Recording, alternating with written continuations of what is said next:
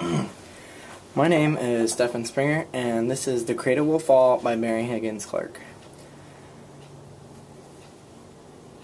The setting is a small town in New York, and it started off with a minor road accident landed County Prosecutor Katie DeMaio in Westlake Hospital.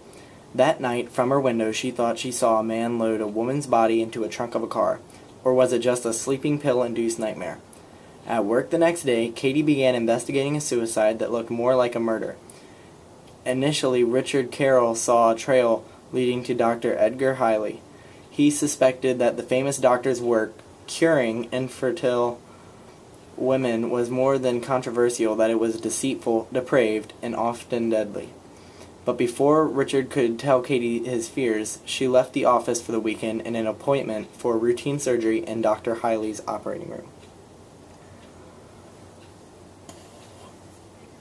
Mary Teresa Eleanor Higgins Clark Coheney was born December 24th, 1929. She is an American author of suspense novels.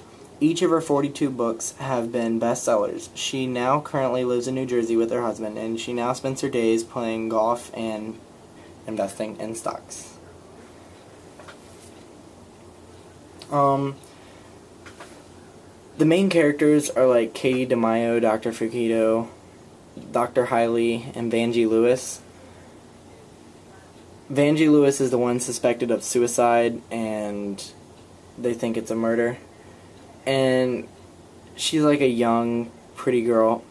Katie DeMaio is a nice, smart, keep-to-herself girl whose career is, being an attorney.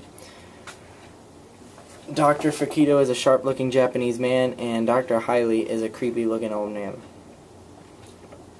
I thought the book was a fairly nice book.